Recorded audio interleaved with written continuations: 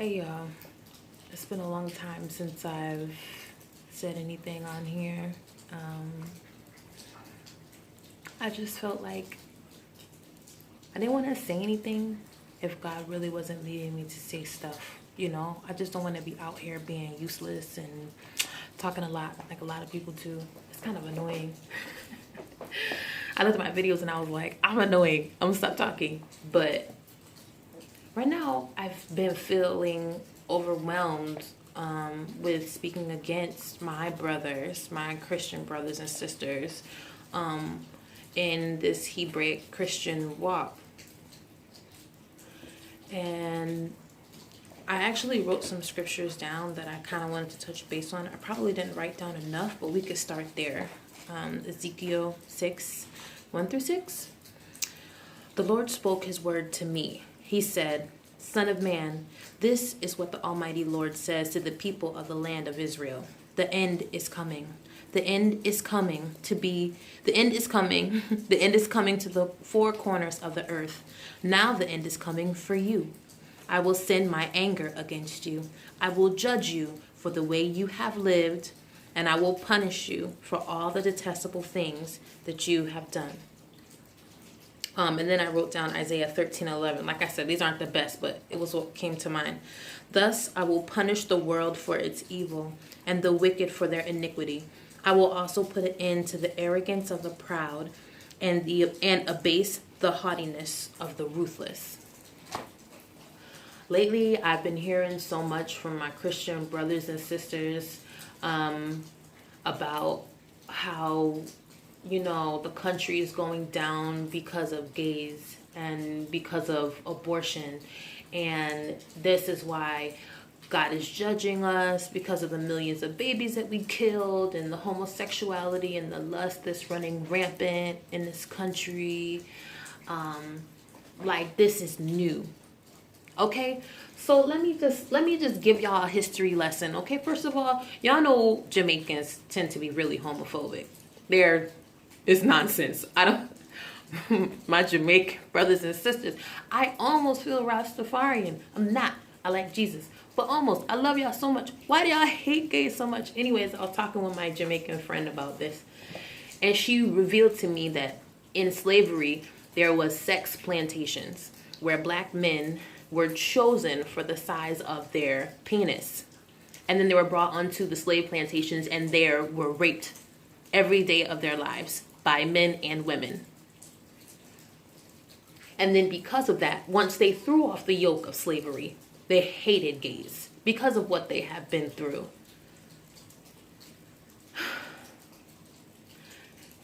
If you think about that in the context of back in the day, we used to have all of these, wonderful men who just never got married. They had slaves. They just never got married. I just live on my plantation alone. And then I died. How many of y'all know men that can go their entire lives without having sex? People didn't have to say that they were gay back in the day when they first had countries, when we first started this country. You know why? Because they just took black people and they brought them to their house and they had sex with them every day. Men, women, it didn't matter. Once they bought you, they owned you. They didn't have to say they were gay. All they had to say is that they're my slaves, and they raped them every day during slavery.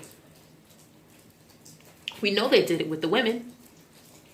Now, anybody who is gay or anybody who knows gay people, why is it that they couldn't have done it with the men? They absolutely could. What would stop them?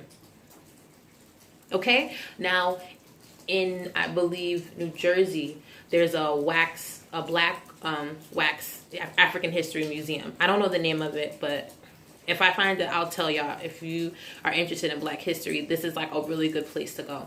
There is one of the wax figurines. These are life size, which is a woman who is being lynched with her belly cut open. She's a pregnant woman. Her belly cut open and the baby is spilled out into the ground. And the story is, this is a real story in America. The story is that the slave owners were so mad at her that they cut open her stomach, pulled the baby out, threw the baby out on the ground, and stomped its head in. This is American history. So I'm not saying that oh, being gay is not a sin or abortion is not a sin. But let's look at things from God's perspective. I know that people tend to forget that black people were humans. But this country was literally built upon not just the blood. You know, people think figuratively when black people be like, this country was built on our blood. Like, you know, we were working so hard, like our fingers getting bloody. No, I'm talking about the spilled blood of children ripped from their parents, of babies ripped from their womb, of men being forcibly raped and whipped in front of their wives, in front of their family. Oh, did you know another part of breaking a slave was to take the slave and to beat him almost close to death in front of every slave? And sometimes it did include forcibly sodomizing him in public in front of all the slaves so that they could know that if you ran away, this would be your fate. This is the history of America. So let's take a step back, take a deep breath, because sometimes I get mad, but that's not what God is about. So you take a deep breath and you think about things from God's perspective, and you think that this country has been around since the 1700s. We've been raping, we've been killing people, and I'm just talking about the history of blacks. I don't know, I just found out that America killed 3 million Filipinos in our history. The number, I always wondered the number of Native Americans that we killed, and I found that the number of Native Americans that we killed is 100 million. So, right, if the Holocaust was like 10, 11 million, so then you can multiply that roughly by 10. You take the Holocaust, roughly multiply it by 10, and that's only how many Native Americans that we killed in this country. Everybody's like, we've killed 70 billion babies in abortion. Oh, well, guess what? Your forefathers beat that by 30 million of people who were living in this earth, not people who were not yet breathing oxygen. People who are actually breathing oxygen on this earth, we beat that by 30 million in the past, already done, so that we could build our nice houses here. So I just don't think that if God is coming to judge this country, I will say that it's not solely based on abortion and gays. Let's not pretend, my brothers and sisters, that God is looking at the last 50 years of being gay and having abortions and thinking that this country needs to be destroyed. I just really fester with anger when people say, oh, we need to go back to a morality. What morality did we have that when I was young, I learned about a song called Strange Fruit, which was a song talking about all of the black people that were being lynched. There was actually a song made in America about all of the black people being lynched because it was so many blacks being lynched that it was like a strange American fruit. Negroes hanging from the trees. So let's just not act like God is mad because people are having abortions today. When you read these scriptures, it talks about the sins, the haughtiness, the proud, the ruthless. These young women, you'd probably be surprised to know how many rapes are included in this number, 70 million abortions. You know, and then you want to be mad about these gay men, but how many of these gay men back in the 1800s would never have had to been gay because they had 3 mandingos in the garage that they was having sex with every day? Let's just be real. That's what was happening in this country. So I just wanted to talk about that. Now, every time I pray to God about this country being under judgment, I feel like God says that if this country were to be in judgment because of all of the tears and the cries against it, you just got to move out of the way. It's no salvaging it. When we said sorry, right? I'm not saying this is what happened, but I feel like growing up, this is kind of what I feel like happened. Like, we killed all these Indians, right? And we're like, we're sorry. Let's have Thanksgiving, where we recognize all the things the Indians did for us and kind of like say, like, my bad, you know, live on the reservation and stuff like that. Now, I know Indians are going to be like, it was a greater history, but I'm just summarizing for people who didn't have any contact with Indians. I didn't have any contact with any Indian people. But when we say sorry to the Indians, and then we turn around and we take their children, which I did the DNA test, and most people who did it, when you did your DNA, they found out that Mexicans are not a race, which all historians knew. There's no Mexican race, right? Mexican is not a race. It's a mixture of white and Native American and Indian in different grades.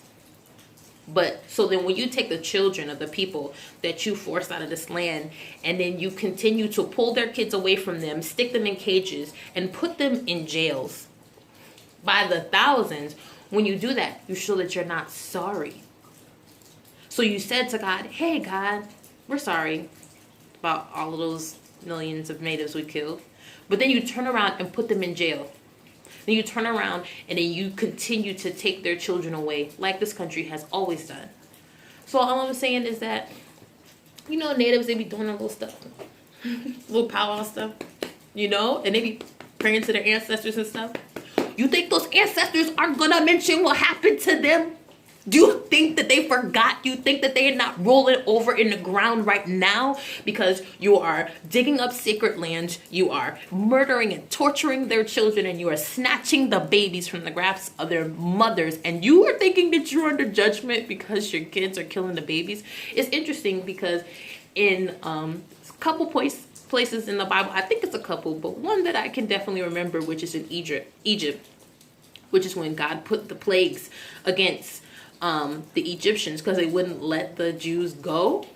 When they killed the firstborn, it wasn't a decision, it was a judgment. It was a judgment. The death of the firstborn was a judgment and a condemnation against the country. Instead of looking at these things that are happening as the reason why the judgment may be coming, maybe it's the first of the judgments. Because a lot of the women that I've seen that have abortions don't feel like they have any other choice. They're not doing it because they want to suck the blood of the babies and eat their little arms. They don't feel like they have any other choice. I could be wrong. It's not a right thing to do. But just know that when your baby, if my baby killed her baby, I would be devastated. I wouldn't be mad at her like, oh, I'm going to beat you. That's my lineage. I would be devastated. If God is cutting short your lineage, it's a punishment. I think that's all I had to say. If y'all are still here, I'm surprised. I'll try to upload a video every day. And next time, I'll try to have more scriptures. But I'd like to talk about a lot of stuff, like weed in the Bible, because like I think it's like a real thing. I like to talk about just marijuana in general. I have become like very pro marijuana. I've also joined the American Cannabis. I look terrible. I've joined the American Cannabis Nurses Association because there's a lot of education behind marijuana that needs to happen. So there's many things that I've started doing, and I could share it with you. And if you're interested, you can listen. I'm terribly boring, and I'm sorry to put you through this, but if you're listening, you must be bored. Look at my view now. I don't know if you can see it. You can't see it, but there's like a mountain there. You can't see it, but there's like a mountain back there. I feel like the crazy lady in the mountain, and I love it. All right, guys. Thanks for listening to me. I'm just starting this back up again, so it's like I'm starting it from scratch. I don't even know what I'm doing, but I feel like I'm going to pray about it, and as God leads me, I'll talk about the stuff that he wants me to talk about. And I bless him, and I love him, and I thank you all for listening.